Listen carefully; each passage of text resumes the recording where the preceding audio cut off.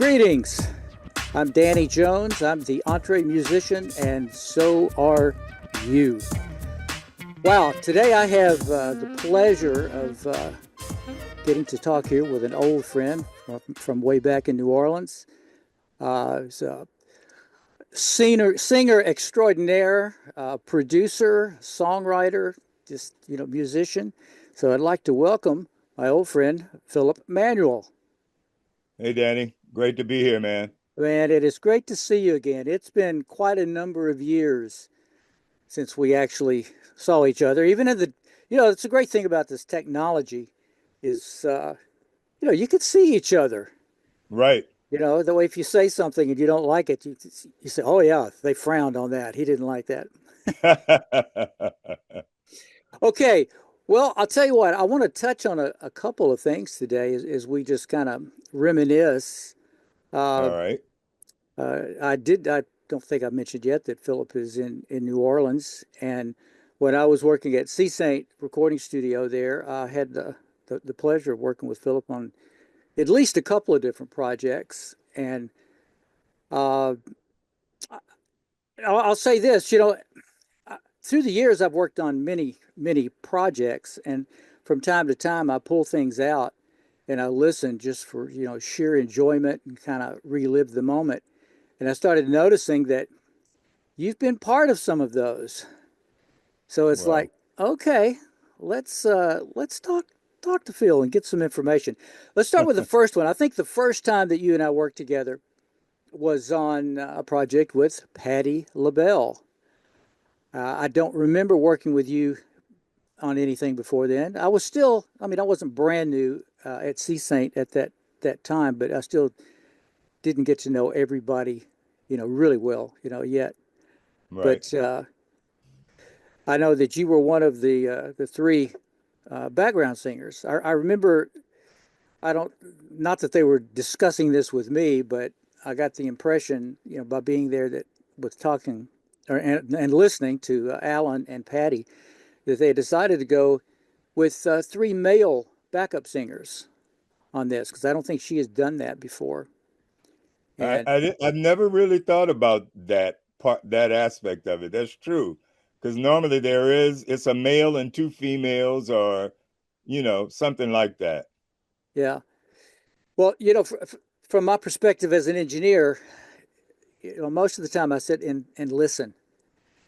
I tried not to get in the way, but you do hear things, and I do remember that being discussed.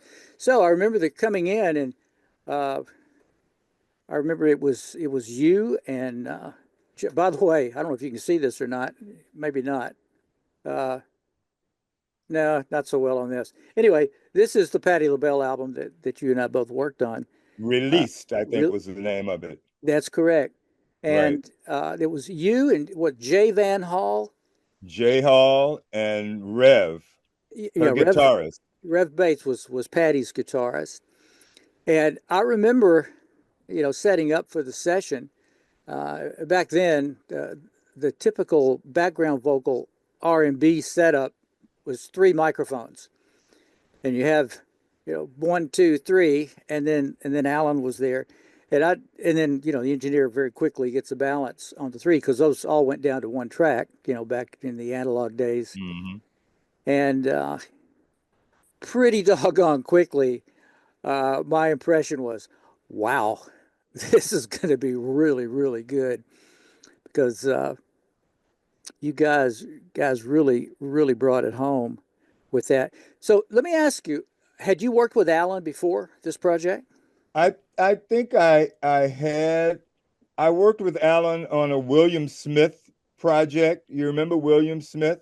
No, actually, I don't. William Smith wrote one of my three favorite songs of all time. It is called Backstairs of My Life. As you leave, please tiptoe down the back stairs of my life. Beautiful song. I worked with him on that. I worked with Alan on a few different little things, but I remember that maybe even the Browning Bryant uh, CD, I might have done a couple of things. But the Patti session was the biggest one I had I did with him, and it was the one I'm really most proud of. I mean, we're all over that CD, and the background vocals are just, I mean, they are so tight, so good. I agree with you. It was that we nailed that. Well, you really, really did. Well, all right. I know what it's like to work with Allen from the engineer, mixer perspective. But what from your perspective out there, what was it like working with him? I appreciated that he gave direction. He knew what he wanted. Um, and when he got what he wanted, he always let you know that it was what he wanted, that you had nailed it. He might just cock his head to the side and say, "Yeah, all right." You know how Alan was, Yep. you know. Um, but he was very definite and sure about what he wanted. He was very meticulous. Um, and you had to come with it. I mean, you couldn't be half stepping singing background vocals for him. You had to be on your game. Well, I saw that with everyone. Yeah, Yeah. there was no anything less than the best, and you put it pretty well. You better be on your game, Yep. or you or maybe you won't be there the next time. That's exactly right. I found him to be as long as you could always deliver that. I found him. I don't want to say easy to work with, but I'll use that term. He wanted to make sure that you were giving your best, all the Yeah. time, no matter what. Yeah. I never had problems working with Alan. I always enjoyed it immensely. Did well, let's see. You mentioned those two before him. Did you work with him any more after that project, the Patti project? Man, it's been so long ago, I just don't remember. Yeah, We might have done some demo stuff for some stuff he was thinking about doing with Carla Baker. You remember her? I do. Yeah, Yeah, I wrote a song called Time that Alan liked, and um, we might have done some demo stuff on that, but I don't remember some of the other sessions that we did. I'm sure there were others. What I do remember was after working well into the night, stopping at 1 or 2 o'clock in the morning, and these women bringing in all this food for us to eat at 1 o'clock in the morning. And then we'd go back to work after eating when all we wanted to do was sleep. I can remember. I mean, I remember those sessions with the food coming in, and it was interesting Yeah. when um, I'm not going to mention any names, but there were people who used to hang around the studio, and when they knew that Alan had like a big project, like that there was going to be food, they just Right. happened to make sure that they were around for those times, so they could go back and share in that because man, the food was something else. It was, I did a play, Danny, a couple of years ago called Boudin. And there were 5 or 6 singers in this play, and we all told our individual stories about music in New Orleans. And that was one of the stories I told in the play. Boudin was about Alan and the food and how we would, record all night and, eat at 1 o'clock in the morning and come back and play again. It was a really beautiful production as well. Yeah, you know, certainly for me, and I've actually been told by other people that you and I got to be part of a pretty special time over there at Sea Saint. With Alan. It's interesting to me that how some people are so affected by that, and they comment. It actually makes me feel really good. I mean, I knew it was really special and cool to me personally, but a lot of people look at that time period that you and I both got to experience over there, and they're, I don't want to say envious because that's not the word that I mean, but at the same time, it's like, wow, man, I wish I could have done that, Yeah. you know. So, I'm, Yeah, it was a special time. yeah. I agree. Uh, well, moving on, I think it was a year or two after that when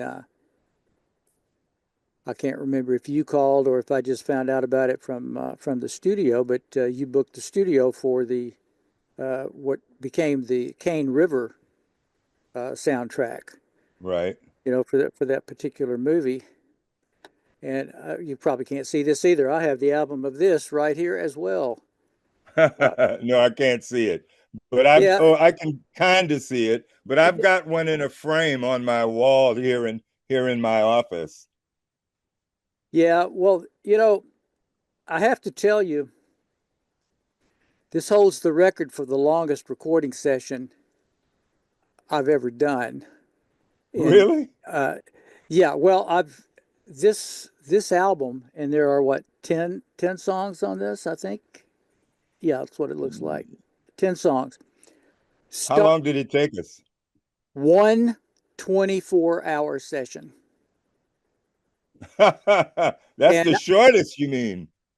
well, depending on as far as Oh, making an album, yeah, longest in terms of going all day. I see what you're yeah. saying. I remember we showed up at noon on like a Sunday, and uh, I, this doesn't say this on the credits, but I thought there was more than one rhythm section on this. There were two or three. David Torkanowski and David Mandabello played piano on different tracks, but Mark Dubuclay and Bunchy Johnson were the only drummer and bass player on there.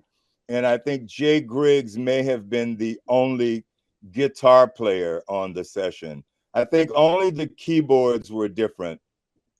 Well, maybe that's what I was thinking because like you said earlier, it's been a while, since we did these sessions, and Right. I just remember other people coming in. Boy, you sure mentioned some names that sure bring back some great memories Yeah. for me. I worked quite a bit with Jay, and I worked a lot with Bunchy. Yeah.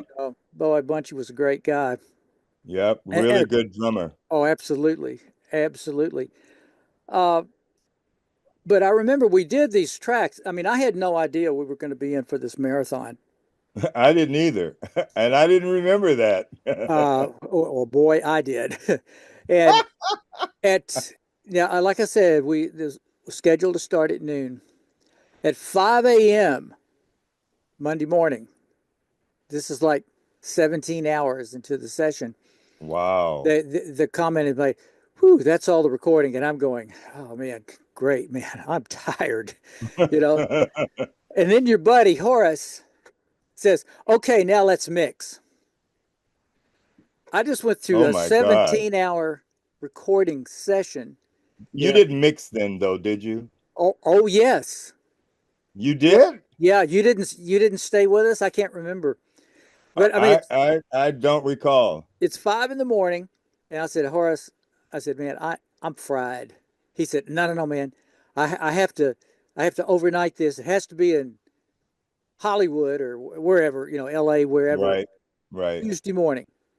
And I said, man, I'm not sure I give you my best work. He said, Right. oh no, man, I have faith in you. I have faith, and I'll take care of you. Which he didn't, by the way. But anyway, at noon Monday, We were finished. we were finished with the record. Wow, 24 hours. Yep. Wow. I remember thinking, because I was told, yeah, it's getting some airplay on whatever stations, and I remember going, "Gosh Almighty, I hope this sounds decent," because I really was mixing on autopilot. Yeah. You know. Well, believe me, autopilot was damn good. Well, thanks, thanks. Somebody, I think it was Torkanowski, I ran into, and he knew what we went through. He said, "Hey, man, I Right. heard it on the radio." I said, "How'd it sound?" He said, All things considered, man, it sounds pretty good. Yeah, they used to play What's a Man Supposed to Do on the local station. You remember that? Offhand, What's that a was man supposed to do okay. when all his plans have turned into the game of life? That was like the big hit.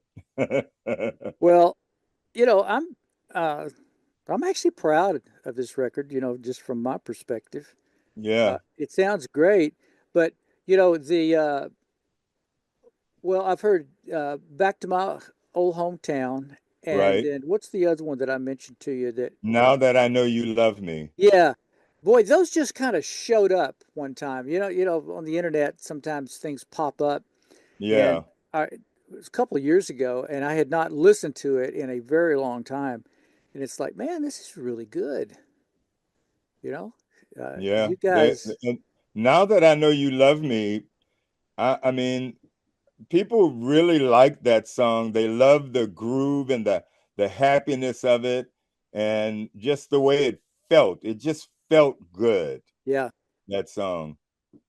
You know, when we got those songs, Danny, they were just piano and vocal tracks written by a guy named Leroy Glover out of New York. He's passed away, and Horace has passed away too.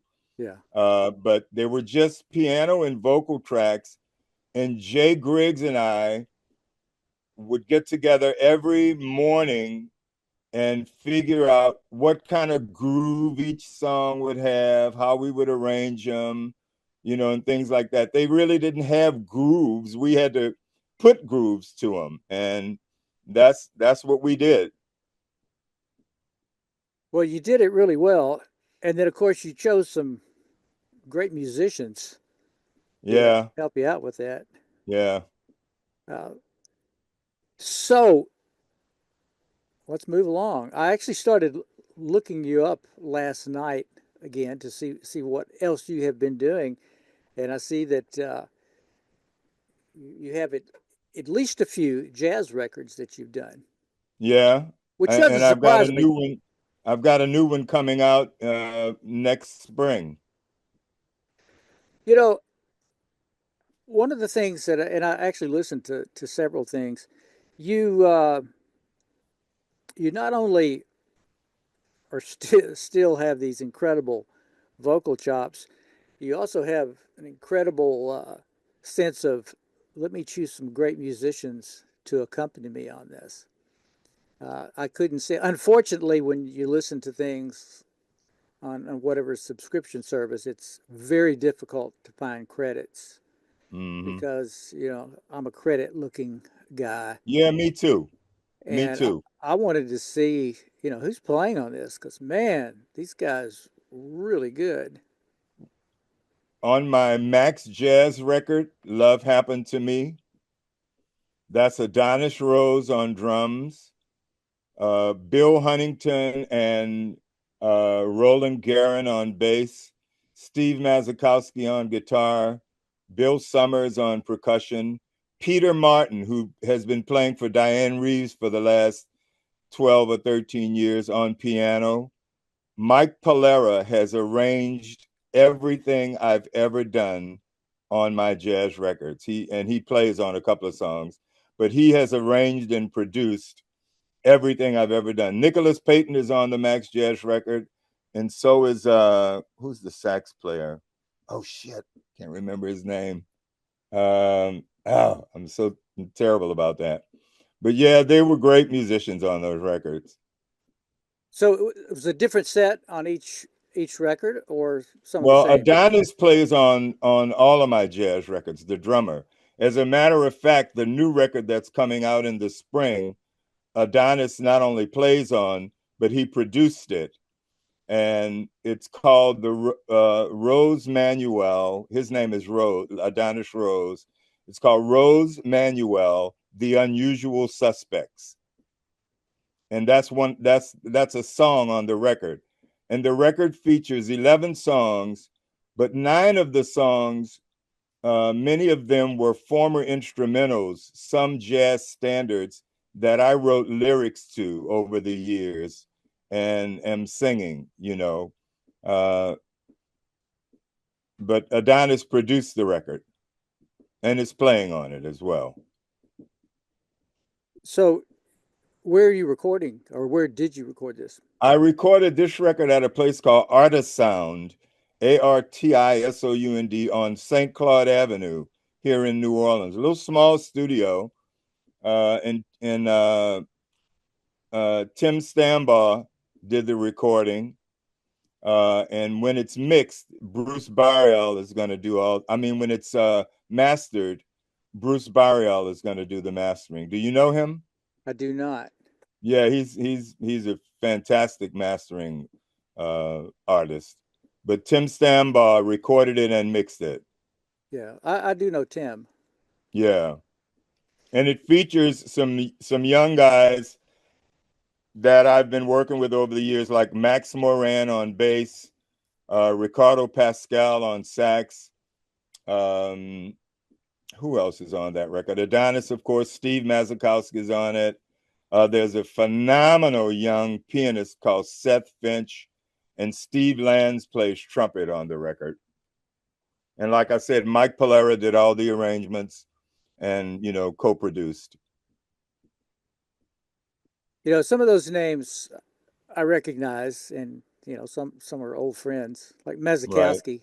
I see him pretty much every year. You know, I've been mixing the jazz tent at Jazz Fest for the past several years. The live mix? Yeah, Yeah, the stage mix. yeah, yeah. The one Front of that goes house. out to the audience. Correct. All right. Fantastic. Well, I'll be performing there this year coming up. Oh, really? So you'll be on the. We'll be doing the record. Well, great. Well, I have plans to be there. Yeah, I'll come out and holler at you. Yeah, please do. Yeah. Please do. You know, that's been a great experience for me going back, because I'm amazed at how many people that I knew and worked with, you know, 40 years ago are still around, Yeah, and man. they're playing on the jazz tent. I mean, obviously a lot of them aren't still around. Yeah, we've lost a few people, Yeah. like George French, Yeah. one of I, the greatest vocalists I've ever known. yeah, we could you know, couple of years ago, 2 or 3 years ago, oh, Kid Jordan. Kid Jordan. You know, I went up to him, and you know, obviously this was probably the year before he passed on, and I went up. You know, when I'm doing that job, it's not exactly a leisurely position out there, and, No. and I and but I try when I see you know, an old friend or acquaintance. You know, I try to like go up and say hello, and Right. I did finally get up to see him. I looked at him and said, "Hey, listen, do you remember me?" He says, "Well, yeah, man, I thought you looked familiar." You know, and I just I love, you know, seeing, you know, people that from a former life, you know, of mine. That are Uh, still in the game. yeah, yeah, and this year it's going to be great too, because I get to work with you. So you know, I'm looking forward to that. So new record. Anything else you? Oh, if anybody wants to get in touch with you, how do they do that? Well, they can call me. They can email me at Phillip Manuel, two L's in Phillip, 53 at yahoo.com. I'm looking forward to some representation next year.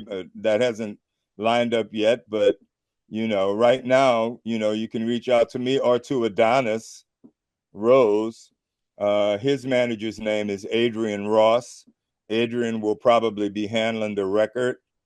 Um, um, and I, Adrian's Adrian's email is Adrian, Adrian at ARE dot.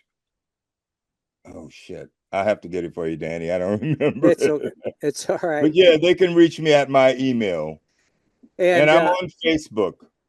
okay, and then of course, most of what I listened to last night was on Amazon Music. But I Yeah. guess your I'm all over records. YouTube too. Okay, All right, Yeah. great. We got any last thoughts or comments about anything that you want to tell to the world here? Well, I'm doing a lot of different things. I have a small PR business. I I am a writer. After singing, writing is my big love and passion. So I've been writing, ad copy and stuff like that for years, and I write killer lyrics. Mike Polari and I have written some great songs over the years. He writes the music, I write the lyrics, that have been featured in TV shows like NCIS New Orleans and Treme and movies and stuff like that. And, I also do a lot of work with my voice. I do a lot of radio and TV commercials as a voiceover talent. I'm narrating a ballet that Adonis wrote the music to. I've narrated it a couple of times. I did it in Detroit, and we did it in Alabama. We're going to do it in Lafayette at the end of January. So I'm doing narration. Anything that requires the voice, I'm working with it. And I've been working with a couple of local singers, coaching them on just how to be better at their craft. They've come, as you get older, Danny, people, you finally start getting the respect you deserve, So people are coming to me now for advice on how to sing well. And, I've been like I said, I've been coaching a couple of singers, and I'm enjoying it, Great, great. Well, listen, I really, really appreciate you being here. Always enjoy Same here, Danny. I'm glad you had me on. Conversations, and wish you the best. And if not before, I will see you at Jazz Fest. Yes, indeed. You got it, man. Well, I hope you enjoyed this great conversation. We will be coming back to you with another wonderful interview, so look out for it. My name is Danny Jones. I am the EntreMusician, and so are you. Take care.